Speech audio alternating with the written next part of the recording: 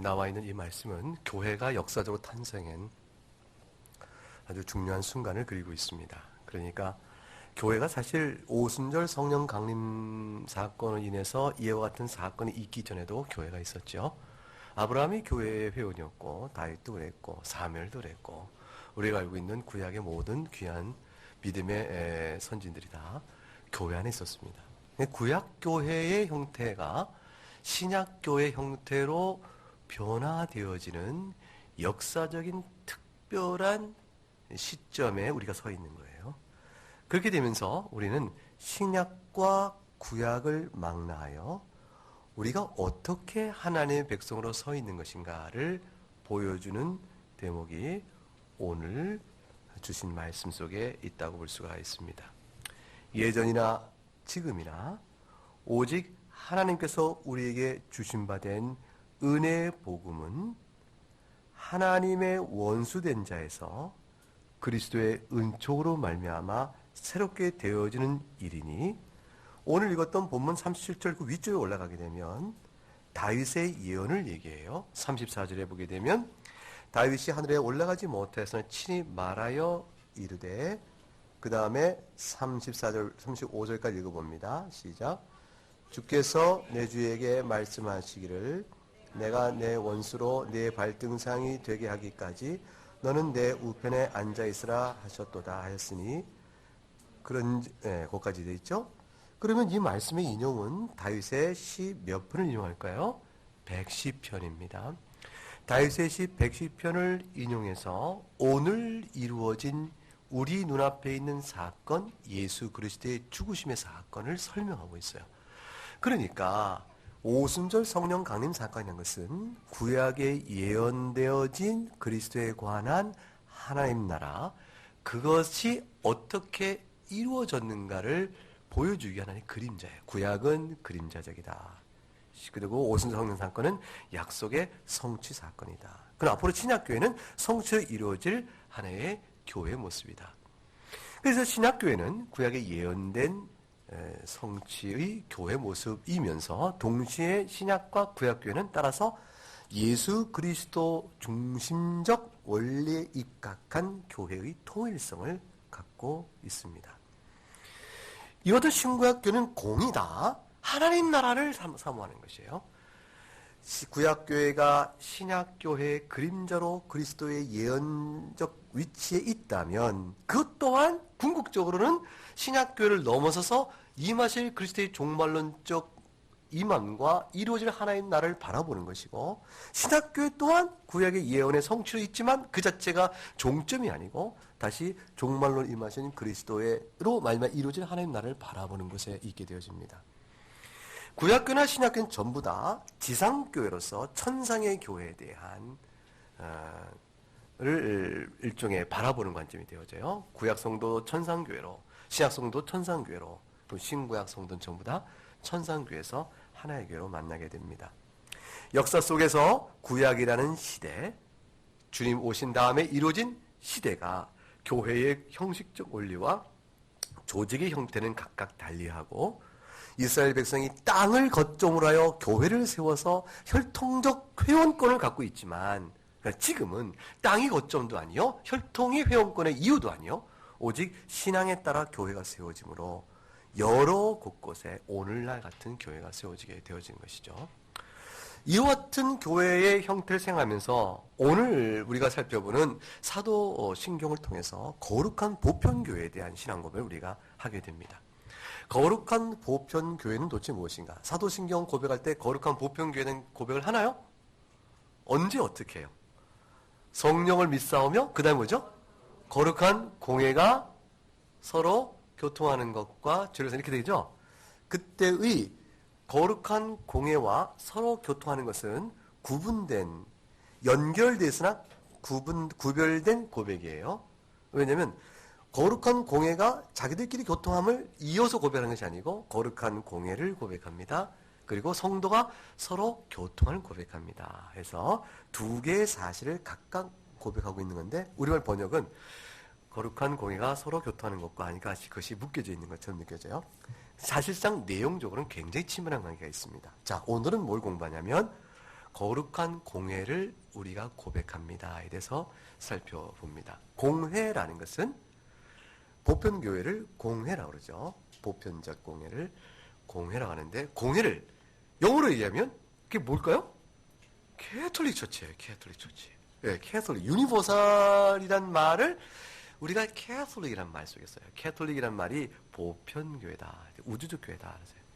근데 캐톨릭 교회가 지금 어느 교회가 캐톨릭 교회예요? 로마 천주교회가 캐톨릭 교회 이름을 갖고 있죠. 천주교회가 캐톨릭 교회라는 이름을 가져가 버린 거예요. 실제로는 로마 교회, 콘스탄티노플 교회, 예루살렘 교회, 안디옥 교회, 알렉산드리아 교회, 이렇게 5대 교구가 있었고, 그 교구의 중심에 한 도시로 로마 교회가 있었어요.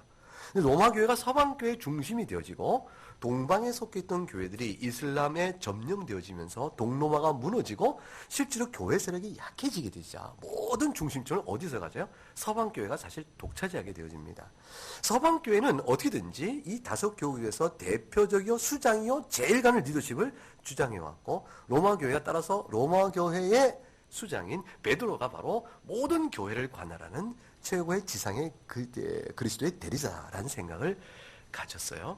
그러면서 로마교회 중심적으로 기독교 세력이 기독교의 전체 현황이 이게 서로마 중심으로 재편되어지면서 캐톨릭 교회는 이름을 가져간 것이죠. 그래서 로만 캐톨릭 처치게 됩니다. 그 우리는 천주교회에서 캐톨릭 처치라는 이름을 안 쓰려고 그래요. 근데 이거는 우리말에서는 우리가 공교회라고 번역되어지니까 그런 오해가 없는데, 이 영문으로 되어 있을 때는 로만 캐톨릭 처치, 캐톨릭 처치가 들어가니까, 실제로 제가 미국에서 공부할 때 그때에 저희 교회에 나와 있던 미국인이 저한테 묻기를, 도대체 왜 우리는 개신교인데, 프로테스탄트인데 왜 우리가 I believe in Catholic Church하고 캐톨릭 처치를 자꾸 고백하냐, 난 불만스럽다, 이렇게 얘기를 해서 밑줄 거라. 캐톨릭은 로만 캐톨릭이 아니다, 이거는 거룩한 보편교회의 개념이다 하고 설명을 다 해 주었습니다. 자, 우리는 사도신경에 고백하는 거룩한 보편교회의 개념이 뭔지를 이해하기 위해서 여러분 주보에 나와 있는 네이지의 주일 오후 교리 강설 하이델베르그 요리문답 54 문항을 한번 보도록 하겠습니다. 그럼 먼저 읽어보도록 하지요. 제가 질문하겠습니다. 여러분 읽어보세요. 그리스도의 거룩한 보편교회를 고백할 때 당신이 믿는 바는 무엇입니까? 하나님의 아들께서 세상이 시작되는 날부터 끝나는 날까지 모든 인류들 가운데서 영원한 생명을 주기 위해 그가 택하신 교회를 그가 보내시는 성령과 그의 말씀으로서 잠든 믿음 안에서 서로 일치를 이루게 하심으로써 자신에게로 모으시고 보호하시고 보존하십니다. 그리하여 내가 바로 지금 그리고 앞으로도 영원히 이 교회의 살아있는 지체이며 그러할 것임을 믿습니다. 즉 거룩한 보편교회를 고백할 때 우리가 믿는 바는 첫째, 교회론적 고백입니다. 하나님의 아들께서 세상이 시작되면부터 끝나는 날까지 전 역사 속에 걸쳐 있구나. 거룩한 보편교회는 어느 시대에만 존재했다가 사라진 것이 아니라 역사의 시작과 끝 속에 항상 있구나. 이게 중요해요. 거룩한 보편교회는 항상 있다. 내 눈에 이 동네 교회가 없네? 저 동네 교회가 없네? 이 나라엔 교회가 없어? 여긴 아직도 교회가 있다가 다 무너져 버렸어? 이렇게 지역으로 내가 가볼 때는 교회가 있을 수도 없을 수 있죠? 그러나 그렇게 어느 지역에 없을 수 있고 어느 지역에 있을 수 있고 어느 시대에 교회가 많을 수 있고 적을 수 있지만, 하나님의 거룩한 보편교회는 눈에 보이는 교회가 있건 없건 많고 적건 지역에 따라 있건 없건 시대에 따라 많고 적건 상관없이 항상 어느 시대나 거룩한 보편교회는 존재한다. 그거예요. 어떤 식으로 존재하느냐. 그러니까 거룩한 보편교회가 존재하지 않는 역사 속에 한순간도 없다 생각하면 돼요. 그러니까 이 세상에 만약 모든 교회가 다 매도했다 쳐봅시다. 예를 들어서. 이게 좋은 예는 아닌데, 이건 막 이제 극단적 예를 들다 보면 이런 거예요. 그럼 우리 교회만 남았다 쳐보죠. 그래도 거룩한 보편교회는 역사 속에 계속 있었다는 증거로 우리가 있게 되는 거예요. 그러니까 엘리야 시대 때 바알에게 무릎 꿇지 않은 사람 몇 사람? 자꾸 맨날 물어보네요. 7,000명. 그러면 그때 7,001명이 되겠죠? 엘리야까지 합쳐서? 엘리야 부인도 있으면 7,002명이 되나요? 잠깐만. 이렇게 7,001명을 제외한 나머지 전부 이스라엘 백성이 안 믿다 치려도 거룩한 보편교회는 7,001명으로 있어 존재하는 것이에요. 그래서 거룩한 보편교회는 모든 시대에 항상 존재하고요. 존재하는데 보세요. 모든 인류들 가운데서 뽑아낸 자입니다. 모든 인류 가운데 뽑아내니까 택하신이요, 택하신. 따라서 모든 인류가 다 보편교회의 주인이 아니고 회원이 아니고 그 중에 누구다? 택함을 받은 자들이에요. 택함을 받은 자들은 영원한 생명을 받는 자들이니까 구원을 받은 자들입니다. 이들로 교회를 이루는 것이 바로 거룩한 보편교회다. 따라서 거룩한 보편교회 회원은 신앙을 고백하는 자, 하나님의 예정적 선택을 받은 자, 1, 2 중에 어느 게 답이에요? 사도신경에서 고백하는 거룩한 공교를 믿사오며의 그 회원은 1. 신앙을 진실히 고백하는 자, 2. 그 다음에 하나님의 예정적 구원의 선택을 받은 자. 1번과 2번 가운데 어느 게 답일까요? 2번이 답이에요. 하나님의 거룩한 보편교회는 눈에 보이는 교회로서의 보편교회는 신앙 고백을 이 회원의 조건이 되어지고 눈에 보이지 않는 거룩한 보편교회는 하나님의 작정에 따른 선택자가 보편교회가 되어져요.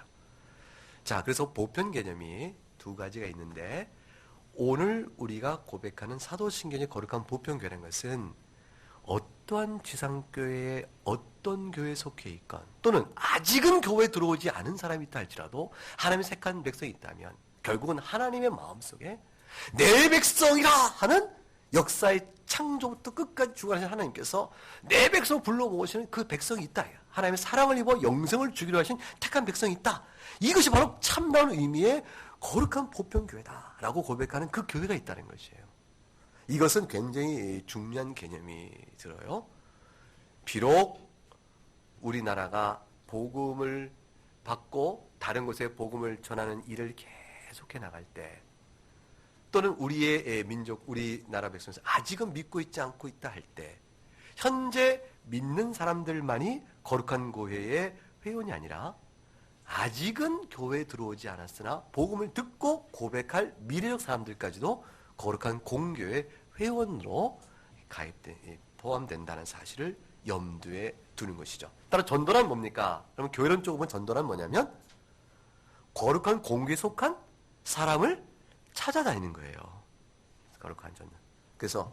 그러니까 구원론 쪽으로 보면 전도란 구원의 복음을 주어 죽음에 있는 자를 생명으로 옮기는 일을 하는 거죠. 구원론 쪽으로 보게 되면. 근데 교회론 쪽으로 전도는 거룩한 공교회 회원을 찾아다니는 것이에요. 아, 당신이군요. 찾아내는 것이. 그래서 실제 사도행전에도 보게 되면 사도 바울이 복음을 전할 때 영생을 주기로 하나님께서 작정한 자는 다 믿더라. 이게 교회론 쪽으로 표현했어요. 영생을 주기로 작정한 자는 그게 다 공교회 회원이거든요. 그래서 공교회 회원을 찾아가자. 이제 이렇게 되는 거게 되겠죠?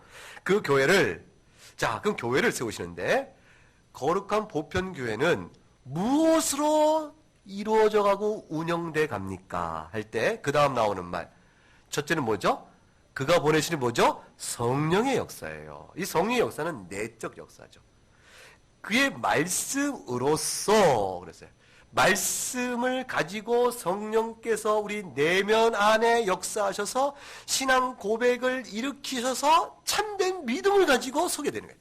이 말씀이라는 것은 그 줄치면 뭐죠? 진리가 되죠. 진리 안에 성령의 유효적 부르심, 우리를 불러내신 성령의 역사로 말미암아 한 믿음을 갖고 고백하게 돼서 일치를 이루게 되니 거룩한 보편교회는 반드시 진리의 이탈이 없어요.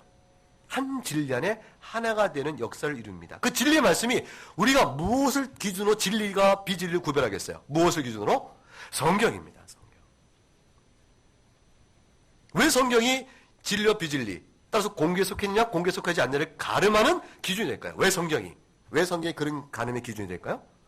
하나님께서 자신과 자신의 뜻을 계시하신 일을 영감하여 기록하신 것이 뭐예요? 성경이니까. 이 성경은 그래서 보다 확실한 예언이라니까요. 이거보다 확실한 예언이 없기 때문에 그냥 문자 하나, 글자 하나를 꼼꼼히 보아 그리하여 성경을 통해서 무엇을 믿는 것이 옳은가를 분별하여 진리와 비진을 구분하게 되니 이것은 너무나 중요한 거예요. 하나님의 작정 안에 들어있는 사람 수를 우리가 알 수 있어요, 없어요? 없어요. 우리는 하나님의 작정, 비밀의 커튼, 지성소를 열어 제쳐볼 수 있는 자격과 권한과 실력이 없어요. 그래서 내가 구원받은 자인가는 어떻게? 내가 하나님의 작정의 커튼을 열어보고 내 이름이 있네 이렇게 싹 받는 게 아니에요. 그럼 우리는 내가 구원받은 걸 뭘 통해서 알아요? 하나님의 진리의 말씀이 내 안에서 어떻게 역사되고 있는가에 대한 구원론적 증거를 통해서 아는 거예요. 내가 정말로 하나님의 말씀을 믿는가?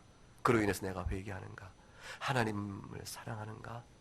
이런 등등의 내 안에 이루어진 성령의 역사를 통해서 아는 거예요. 그 증거를 보고. 근데 증거가 너무 조금이야. 근데 연약한 죄의 성품에 따른 일들은 너무 강력하고 많아. 그러면 이 사람이 구원의 확신이 구원받았음에 대한 자신감이 생길까요? 흔들릴까요? 흔들리죠.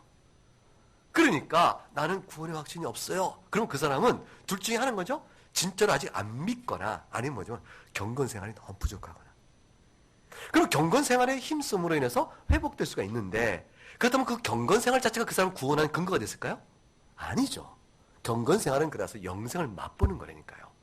내게 주어진 영생을 맛보아 누리는 거예요. 영생을 맛보니 주님 제가 정말 구원받은 자녀시면 주님의 자녀군요. 아닌 것이에요. 경건 생활 안 하니까 영생을 맛볼 일이 없는 것이죠. 그러니까 도대체 내가 구원받은 자 아닌지 자기가 생각도 자기가 기가 막혀요. 그런데 어떤 사람이 너무 양심이 맑아. 그래가지고 주님 저는 너무 때가 많아서 구원받은 사람일 수가 없어요. 이렇게 너무 고백을 진지하게. 그럼 이 사람은 어떻게 달래줘야 되죠? 한 대씩 때려. 정신 차려. 너의 부족함을 인정하니 네 양심이 참 맑구나. 그런데 부족의 인식이 너를 구원받지 못했다는 사실을 말해주는 너의 부족함이 근거가 아니라 너의 부족함은 네가 죄인됨을 말하는 것이지만 따라서 그리스도의 용서 외에는 살 수 없는 자임을 말해주는 것일 뿐 너의 죄인됨 자체에 대한 그 현상이 네가 구원받은 자가 아님을 말해주는 조건은 아니란다. 우리가 그리스도 외에는 살 수 없다는 사실을 보여주는 증거들이에요. 난 너무 죄인이야.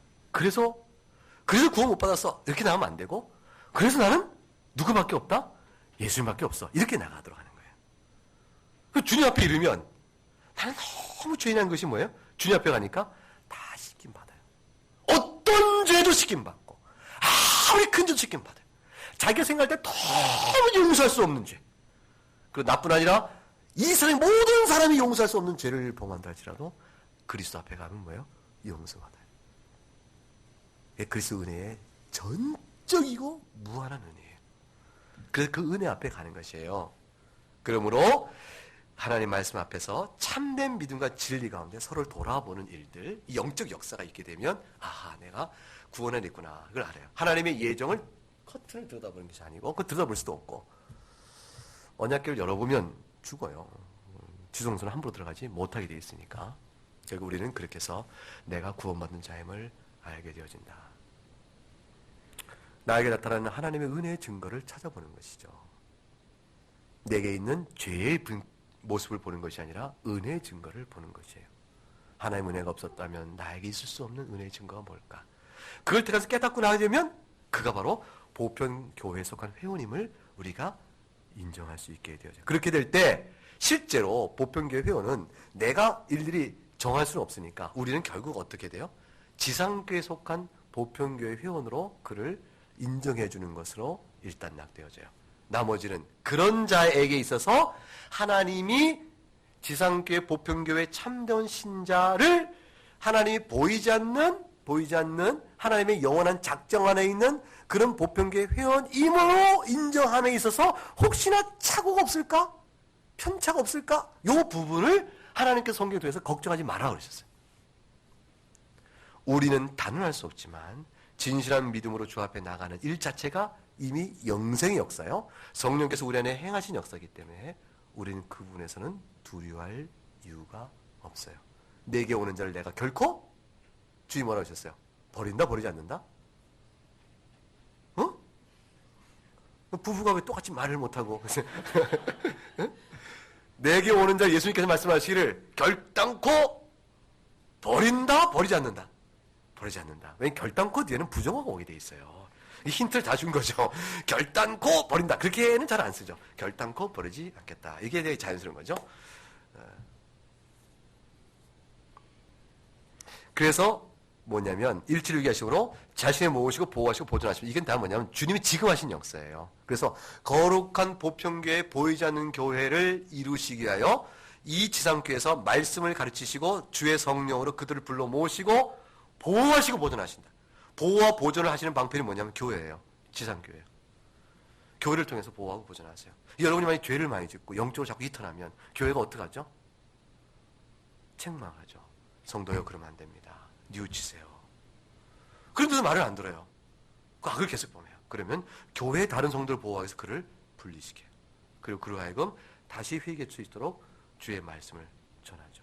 회개가 돌아오면 다시 교회에 가입시켜서 울타리에 넣어서 더 보호하는 거예요. 그 사람 개인도 지켜야 되고 성도 전체도 지켜야 되고, 그러면서 그 일을 교회가, 목회자가 그걸 해나가는 것이라 볼 수 있어요. 그리하여 내가 바로 지금 그리고도 앞으로도 영원히 이 교회에 살아있는 지체이며, 영원히가 너무 좋죠. 영원이란 말이 너무 좋죠. 영원이란 말 좋아하세요? 싫어하세요? 좋아요? 영원한 그대 뭐가 붙어요? 어느 말이 붙으면 좋아요? 사랑. 그 고백을 누구한테 받아? 영원한 사랑. 예수님의 사랑은 변치 않아요. 사람들이 영원한 사랑을 고백하죠? 약속하고. 그거 다 부질없는 약속이에요. 자기가 영원하지 않은데 어떻게 영원한 사랑을 약속하겠어요? 변치 않는 사랑? 사람이 어떻게 변하지 않아요? 사람은 변하는데. 그러니까 뭐야? 용서하는 거예요. 용서하며 사는 거죠. 이 교회 살아있는 지체이며 그럴 것임을 믿습니다. 이렇게 되어 있습니다. 자, 그러면 이와 같은 내용에 따라서 먼저 다시 한번 정리해 보겠습니다. 첫째, 거룩한 보편교회는 실제로 성도들의 하나님께서 택하신 백성의 무리가 거룩한 보편교회에 눈으로 보지 못하는 교회의 회원이 되어진다. 근데 교회는 눈으로 보는 교회도 있고 눈에도 보이지 못하는 교회도 있다. 눈에 보이지 못하는 교회를 비가시적 교회 또는 불가시적 교회 이렇게 말하고, 눈으로 보는 교회를 가시적 교회, 가견적 교회 이렇게 얘기하겠죠. 그 눈으로 보지 못하는 교회는 누구는 보는데 누구는 보지 못한다는 교회일까요? 사람은 눈으로 보지 못하지만 누구는 봐요? 하나님 보시죠. 따라서 보이지 않는 교회는 하나님께서 택정하신 백성이 되어진다. 이렇게 정리하면 됩니다.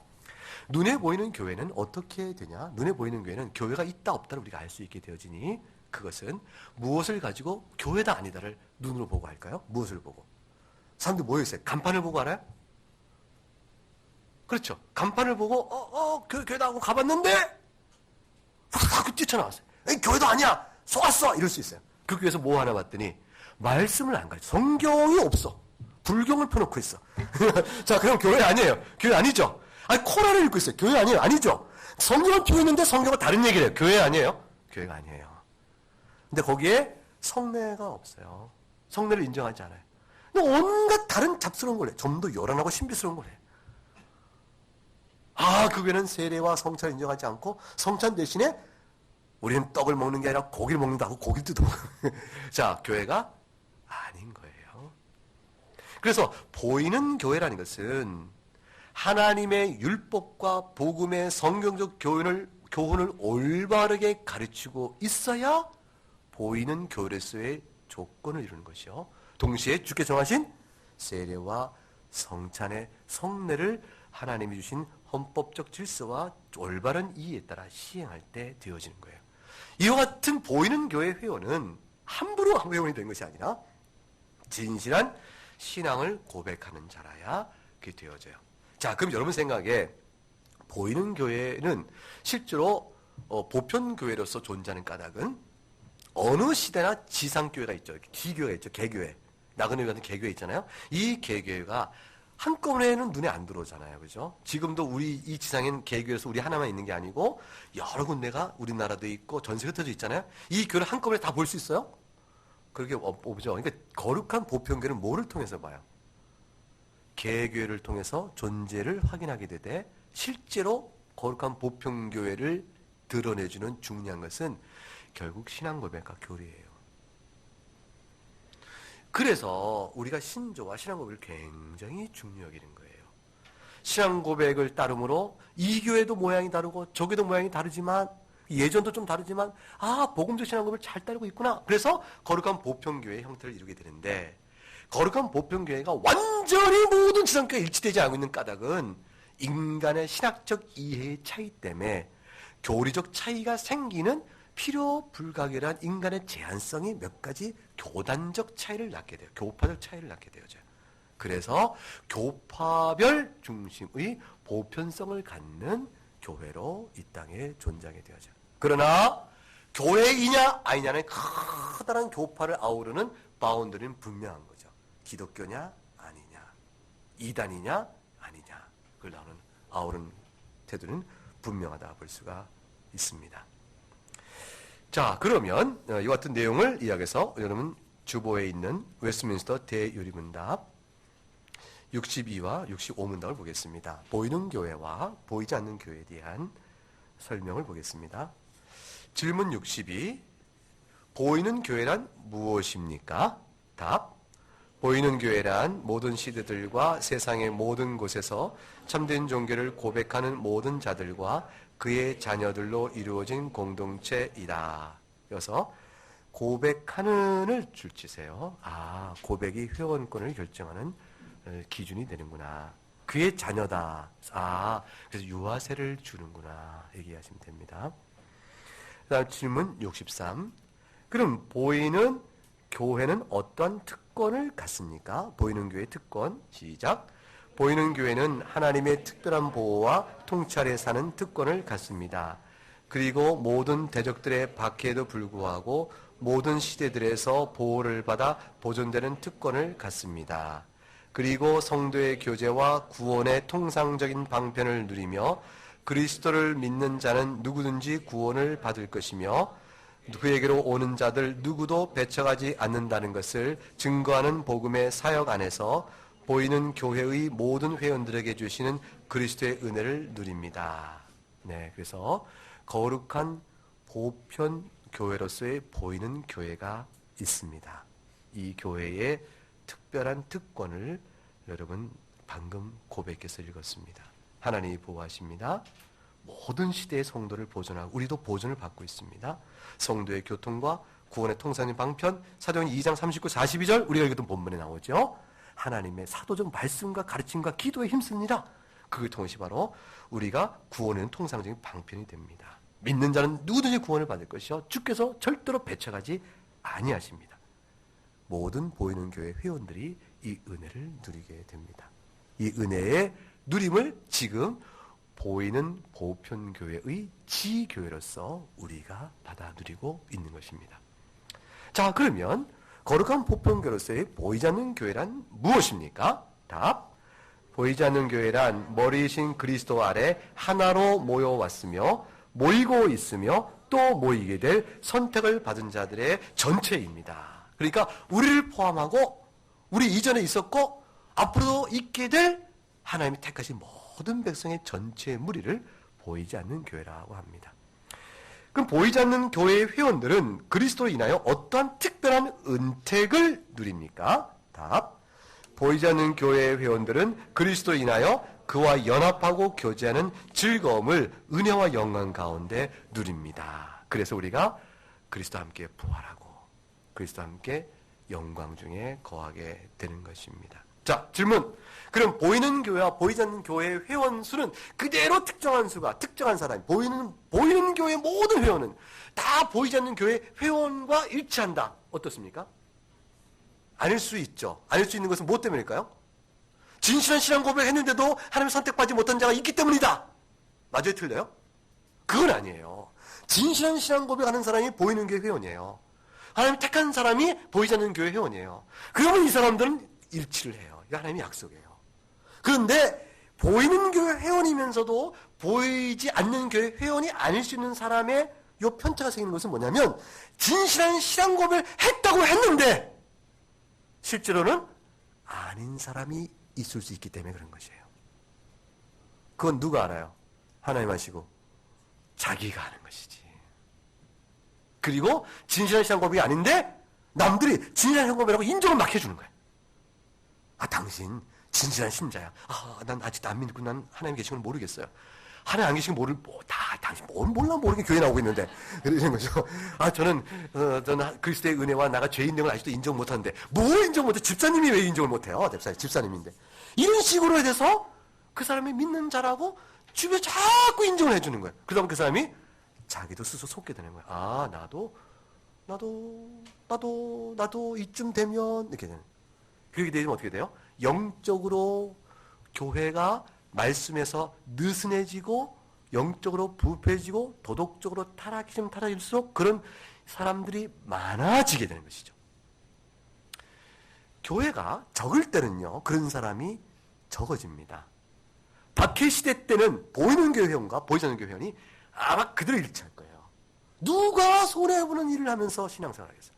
누가 박해 중에서 그리스도를 안 놓겠어요? 누가 죽음을 가고 그리스도를 안 놓겠어요? 그러니까 그때 보이는 교회하고 보이지 않는 교회 회원이 거의 일치할 거예요. 완전히 거의 일치할 거예요.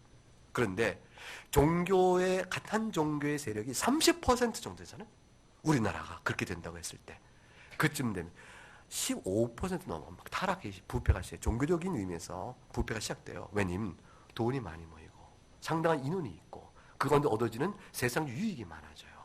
그렇기 때문에 부패가 시작되죠. 그렇게 되어지는 일이 많아지면 그만큼 이것이 일치하지 않게 되어지는 일이 많아지죠. 그러면 인구가 50%, 70%라도 다 보이는 교회 회원과 보이지 않는 교회 회원이 거의 일치할 수 있도록 되려면 어떻게 하면 좋을까요? 교회 하나하나가 원칙과 기준과 말씀에 진실하게 서 있으면 돼요. 그러면 그만큼 위험성을 줄 수가 있겠죠. 그래서 결국 어떻게 되는 것이죠? 온 교원들에게 열심히 무엇을 가르쳐야 돼요? 성경을 가르치고 싫어해도 가르쳐야 돼요.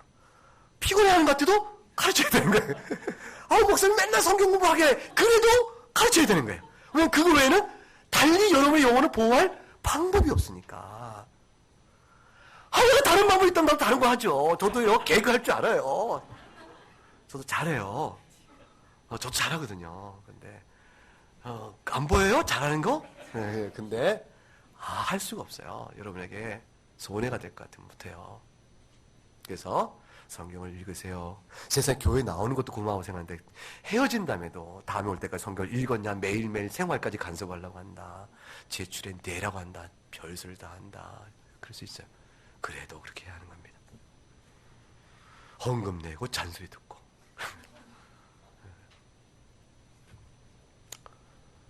교회는 역사 속에서 순수한 교회는 없어요. 불행하게도. 지상에 존재하는 모든 교회는 순수하지가 않습니다. 우리 교회는 어떨까? 지금까지는 100% 순전한 것 같은데. 어느 개교회가 순전하게 된 교회가 없다는 것이 아니고 지상교회 전체를 펼치면 순수한 교회는 없다. 근데 보이는 교회의 완전수가 채워지는 절대적 의미의 순전한 교회는 없다는 것이 신앙 고백이에요. 우리 개인별로 완전 성화가 있나요? 없듯이 교회적으로도 완전히 거룩한 공동체는 없다. 그건 천상교회에 있는 거지. 천상교회가 지상에 있다고 주장하면 그게 조금 걱정되기 시작하는 거예요. 그게 이제 이단이 그런 얘기를 잘해요. 우리는 다 구원을 받되 우리 그걸 떠난 세상에 있는 저 교회들은 다 위태하다 말하고 그 슬라이드를 보여주는데 저 어릴 때 본 슬라이드.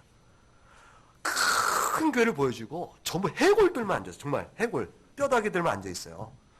영적으로 파리하여 죽은 영혼들만 가득한 교회다. 그 어느 교회를 보니까 살이 예쁘게 된 사람들은 쫙 앉아있어요. 이게 자기네 교회라는 거예요.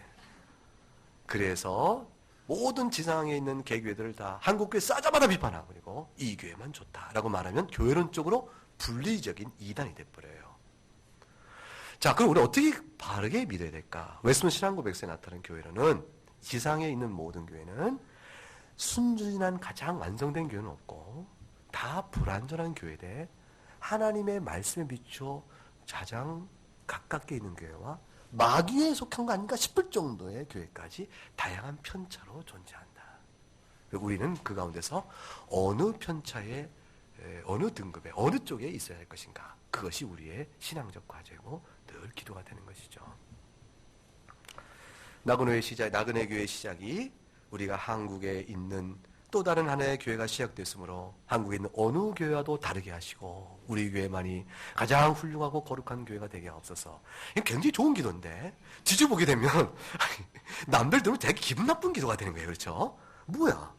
지들만 잘했다는 것인가? 그래서 제가 나그네 교회 이름을 처음에 바른교회라고 질까 하다가 많은 사람의 지탄을 받고 바른교회가 뭐냐?